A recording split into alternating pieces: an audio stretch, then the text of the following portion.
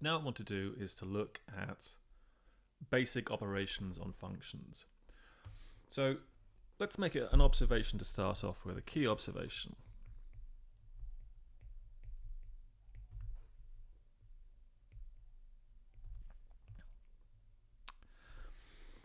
Well, functions are pretty closely related to numbers, aren't they? Right? A function is like a machine in a sense that given a input, which is a number in the domain, you get an output, which is a number in the range.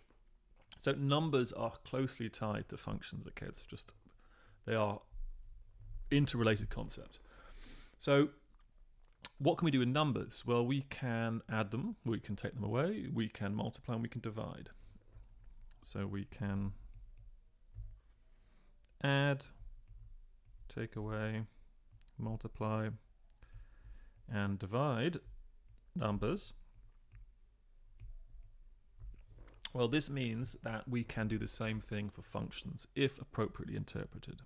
So this implies we can add, subtract, multiply, and divide functions.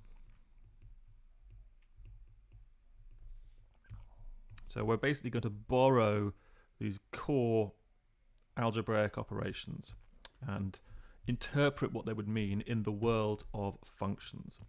So we've got to think a little bit about this. This is the kind of thing, if you've seen functions before, you probably haven't really consciously thought about, well, what are we actually doing if we're adding, taking away functions and stuff? Because it's very similar to numbers, but we've got to be careful. So let's take f and g to functions, shall we? So let's have f and g functions.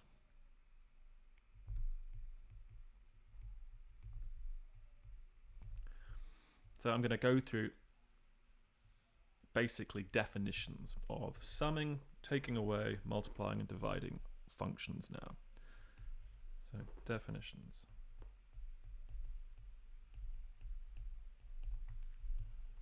First of all, if I give you two functions, I can add them and take them away as follows. So if I write down f plus or minus, because I'm going to do addition and subtraction together, what this means is the function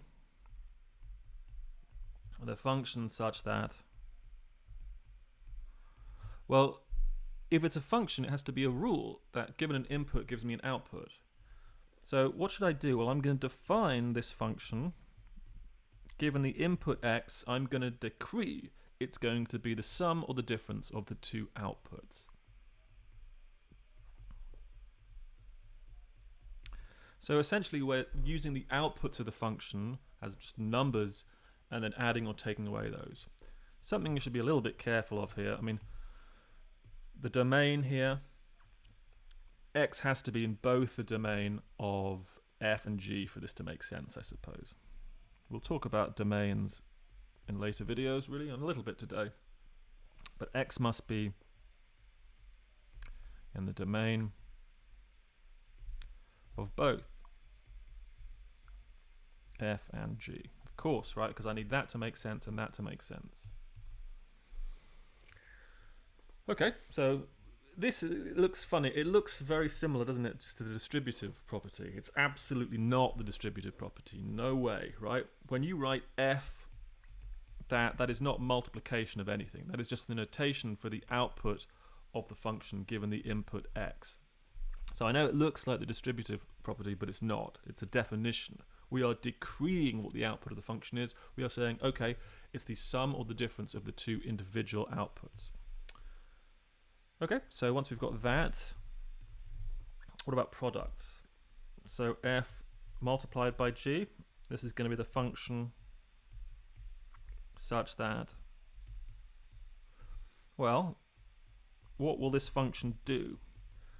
Well, we're trying to borrow from ordinary multiplication of numbers, so let's do basically what we did a moment ago. Let's take the outputs of the two individual functions and multiply them together. So this is a definition. So this is not algebra, right? This is just a definition. So we are taking the outputs and we are multiplying them together. Finally, if I take the quotient, what would that mean? Well, there's only one option, I suppose. This is the function such that. So what does it do? We're again going to use the outputs. So the outputs are two numbers. Let's take the ratio.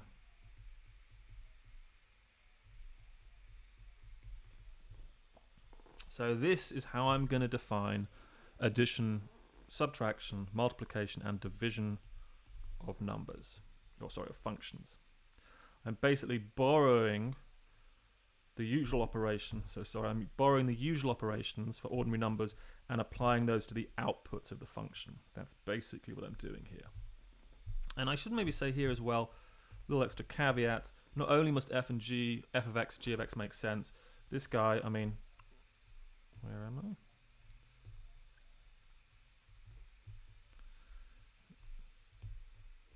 This can't be equal to 0 on the bottom here. So gx can't be 0. Can't be dividing through by 0. So it's important. This is just notation, right? This is not any algebra. So all of these guys, it's notation. So this is important.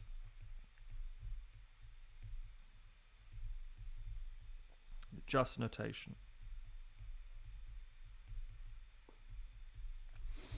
It's not algebra.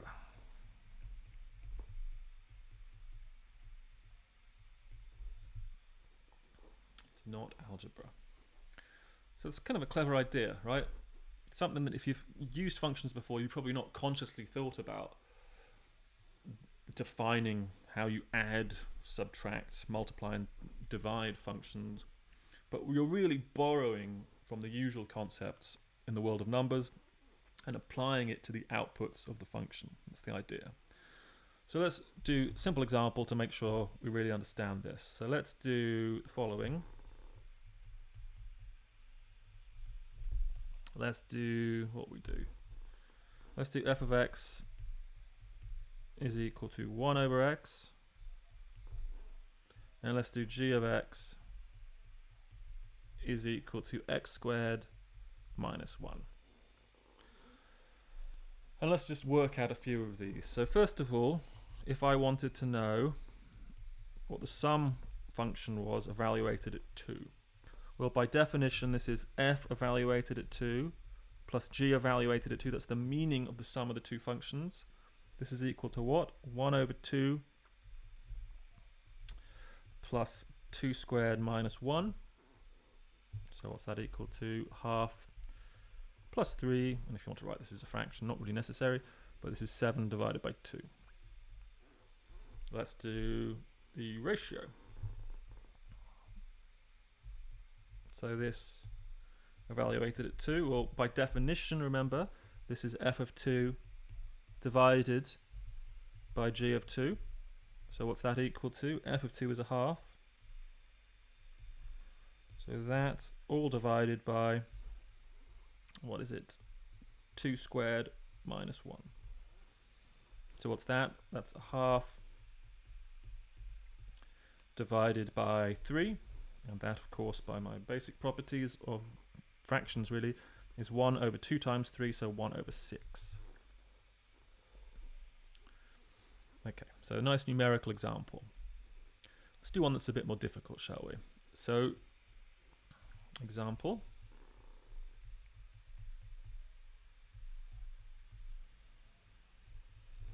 So let's do f of x is equal to, let's do square root of x. Ooh.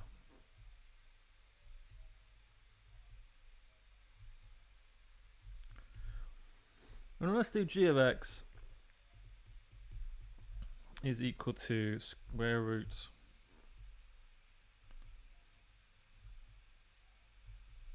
of 2 minus x. Let's do this. Let's think about the product a second. So f of g evaluated at x, it's going to have to be what? Well, it's going to have to be, well, it's just the product, right? So essentially just take this number, whatever it is, and you multiply it by this number. It's kind of exactly what you think it is.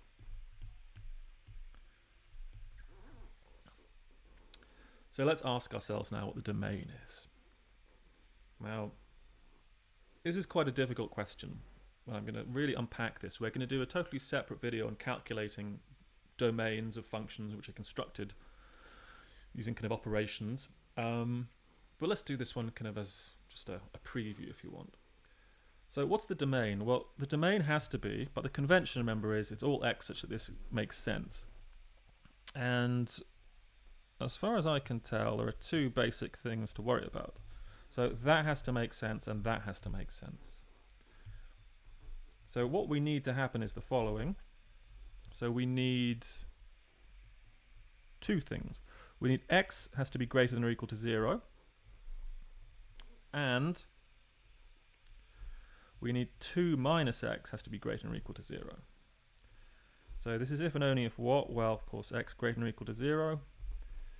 And let me add x to both sides. Preserves the inequality. 2 has to be greater than or equal to x. So those two things have to happen simultaneously.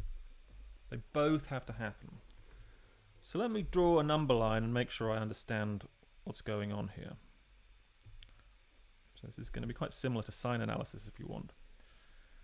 So if I draw two number lines,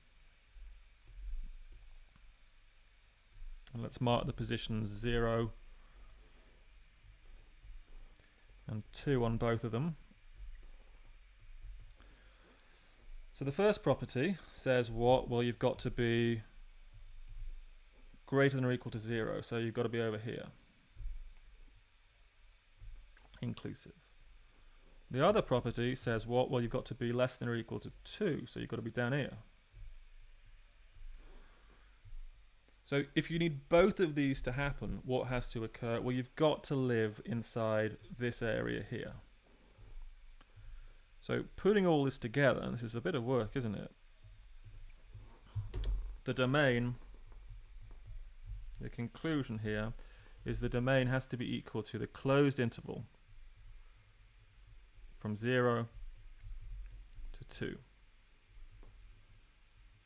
It's perfectly fine being 0 or 2. You just be the square root of 0, which is 0. Nothing wrong with that.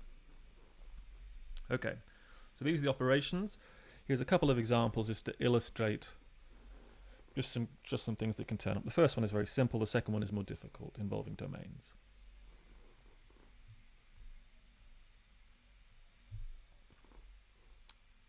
Okay, so now let's look at certain properties of functions that are preserved by these operations. So we've looked at things like increasing, decreasing, bounded, all these kind of things. So certain properties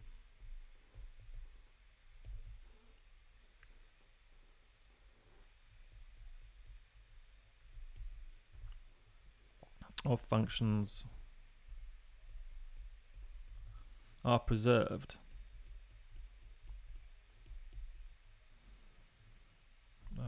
by these operations.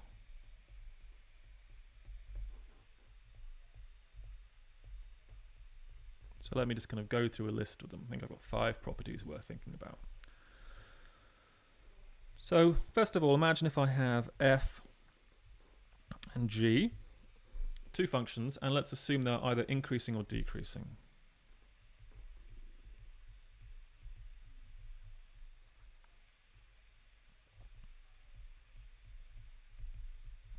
Increasing or decreasing.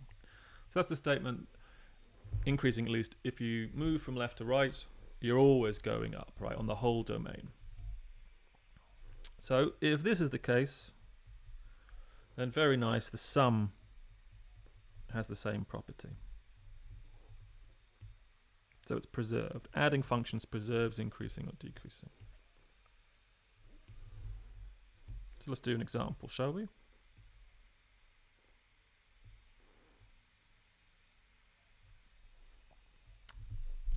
Really simple example would be something like f of x is equal to x, that's an increasing function, and g of x is equal to x cubed, that's another increasing function, as we've seen by various properties of inequalities. So both of these are increasing, so both increasing, so this guarantees the sum. So I'm going to write it like this. X plus x cubed is increasing. Very useful. Important to understand, though, the same is not true of the other properties. So this is a warning.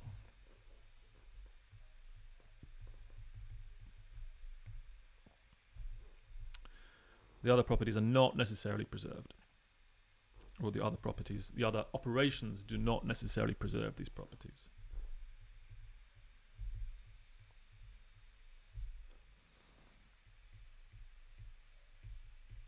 The other operations do not.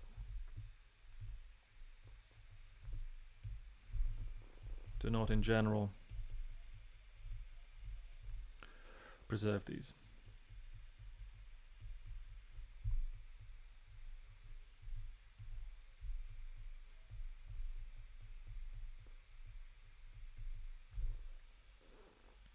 Okay, so let's do an example. I think that's a good plan. If I was to do the same story, right, f of x is equal to x and g of x is equal to x cubed. They're both increasing.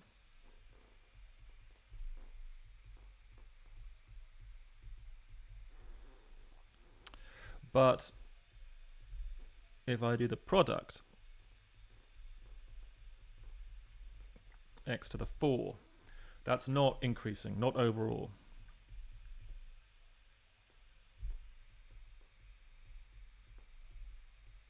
Not on the whole domain. It may be increasing on some parts, but not the entire thing.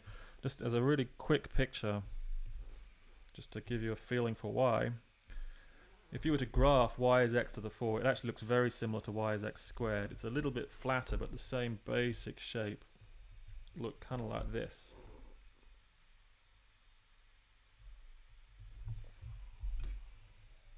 So it's this kind of even function.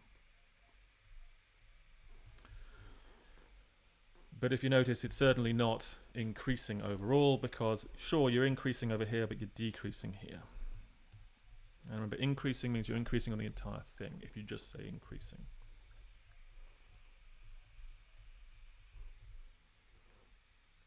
Okay, so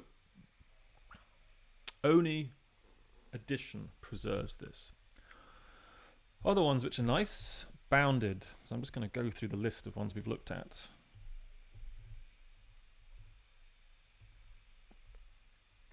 So bounded, and that is preserved by some of these. These facts aren't terribly important, really. They're very good to kind of go through once, kind of to really think about what the properties mean. It's just a really good exercise. So if f and g are bounded, so that's bounded above and below, this implies the sum or difference and the product are bounded. Awesome. Okay, so just a quick example. Let's do one. We've already looked at this a little bit, but if I was to take, let's do this bounded business with absolute values. I think this is quite a nice plan. So imagine if f of x was always bounded above by 5, let's say. And let's do g of x. Imagine that was bounded above by 3. Well, then if I take the sum, so the output of the sum is this. But now remember, the absolute value of a sum by the triangle inequality is bounded above by the individual two guys, or the absolute value of the individual two guys summed up. And if that's strictly less than 5 and that's strictly less than 3, overall they have to be strictly less than 5 plus 3, which is equal to 8. So the sum is most definitely bounded above by 8 and below by minus 8 if you want. So this is the triangle inequality.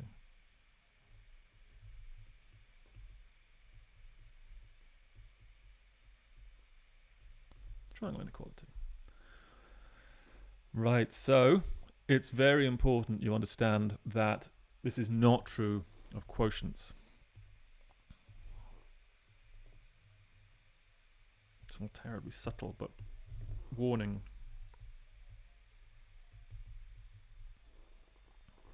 Division does not preserve boundedness.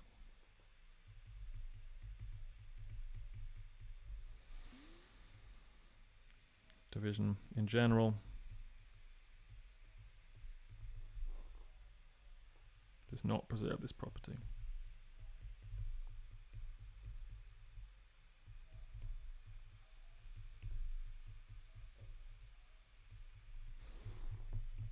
So let's do an example, shall we?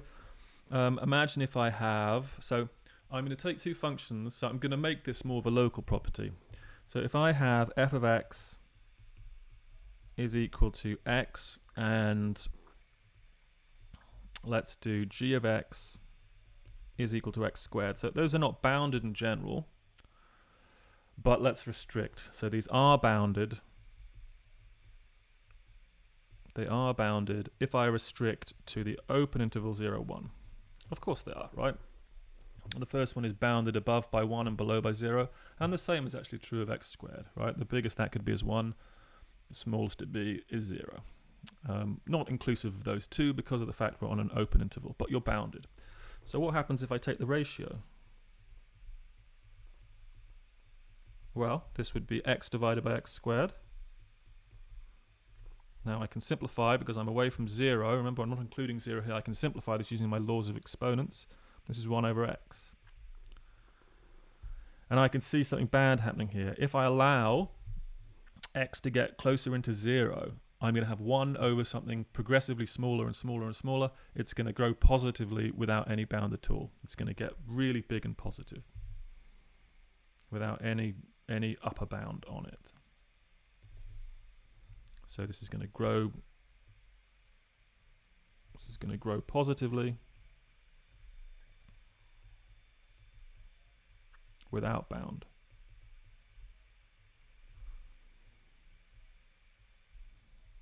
Near 0. So it's unbounded. So x and x squared are both certainly bounded on the open interval 0 to 1. But if I'm going to take the ratio, boom, right, suddenly it doesn't work. As I get closer and closer to 0, it's going to grow and grow and grow. So this is pretty subtle, right? Pretty subtle. Let's think about symmetry properties. So symmetry properties, again, these are pretty subtle as well. Rather than really trying to memorize these, and I really think you shouldn't memorize these, you should think about why they're true. And then if basically you're confronted with a situation where is this odd or even, for example, you can check it yourself quite carefully. So let's take the following. So if f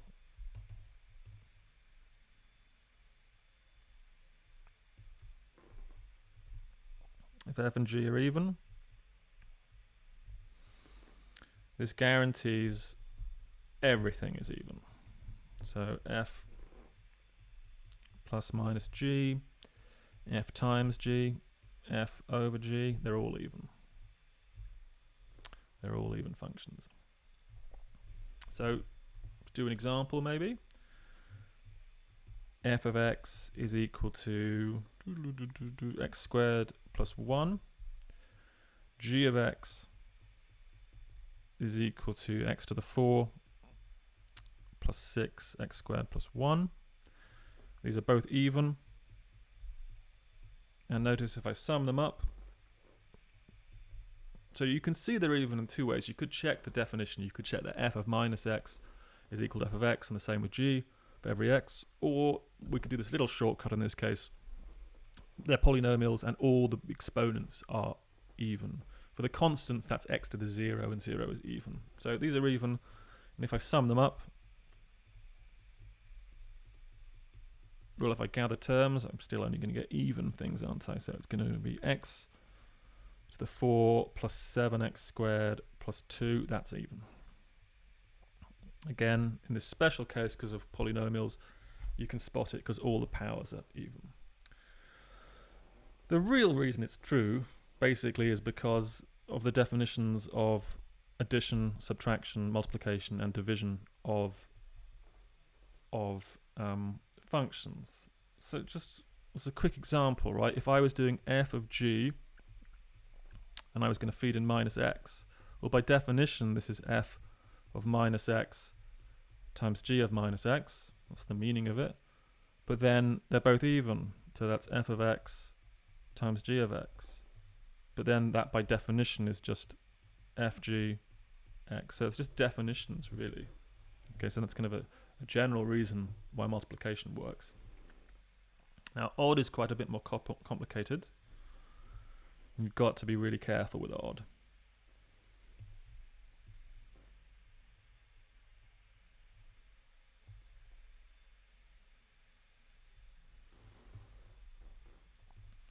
So, odd.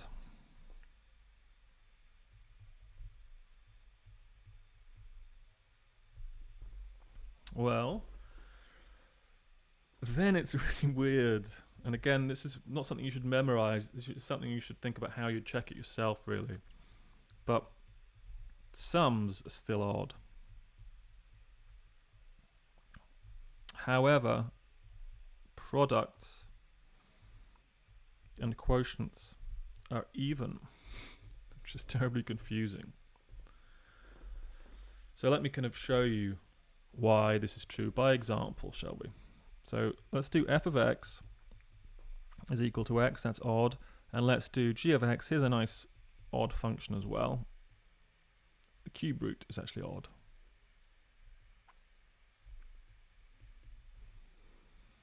Okay, these are both odd. So let's check from first principles that the ratio, the quotient, is even. So this would imply f over g of minus x is equal to what? Well, it would be minus x on top divided by the cube root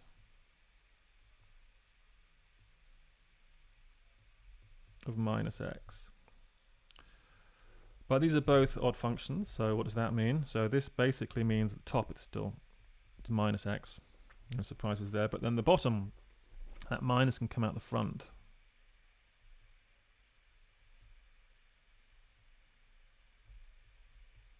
Like that. Just think about the cube root of minus 8. That's minus 2. That's minus the cube root of 8. But now notice, a minus and a minus, they cancel out. So this is x divided by just the cube root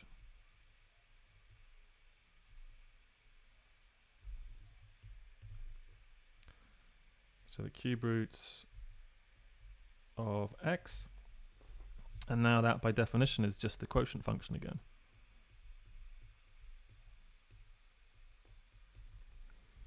So what does this tell me? F over g is an even function. And that's the logic that goes into the general case. If I take a ratio, I would have f of minus x divided by g of minus x, but then the negatives can come out the front in the odd case. Minus over minus cancels, right? So you just end up with positive. Or just multiplication by 1. So neat. And I maybe should say in this story, x can't be equal to 0 because we can't be dividing through by 0. That's maybe something just worth pointing out. Not terribly critical.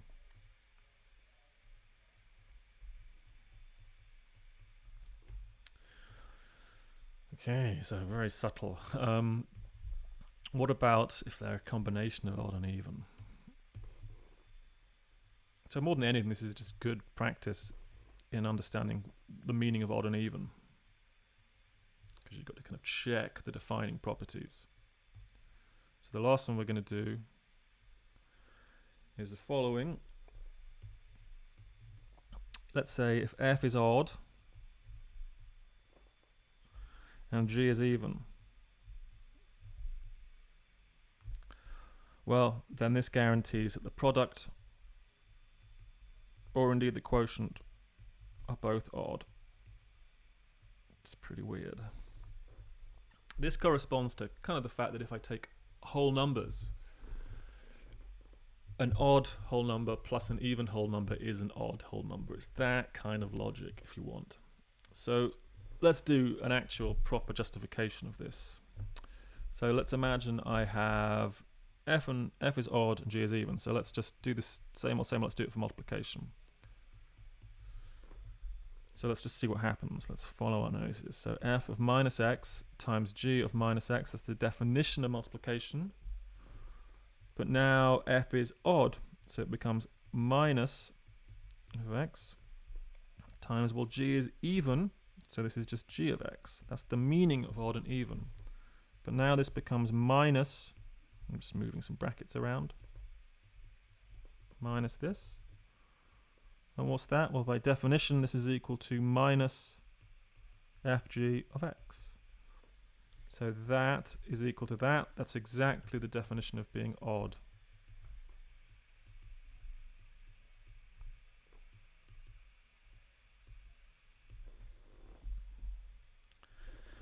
So the last thing I'll say is, warning, this does not work.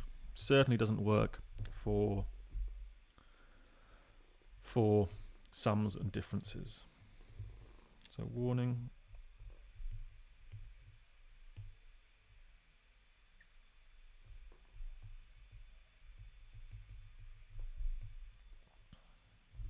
In general, the sum or the difference will not be odd or even.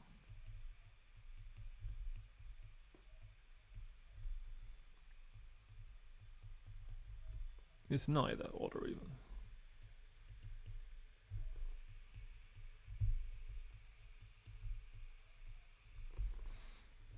Should I do just a very fast example? Might as well. If I do f of x is equal to x, and we'll do g of x, I'll do just a super simple one, is x squared. Well, in these case, if I was to do f, let's say plus g of x, that by definition is x plus x squared. And that's neither odd or even. And I'll do it actually from first principles. So let's do f plus g of minus 1. And let's do f plus g of minus, or just plus 1. And see how these guys are related to each other. So this is equal to what? Same story as before, really. This is equal to minus 1 plus minus 1 squared. That's 0. This is equal to what? 1 plus 1 squared, that's equal to 2. So this tells you that f plus g at minus 1 is not equal to either plus or minus of f plus g at 1. So this tells you f plus g is not odd or even. It's neither.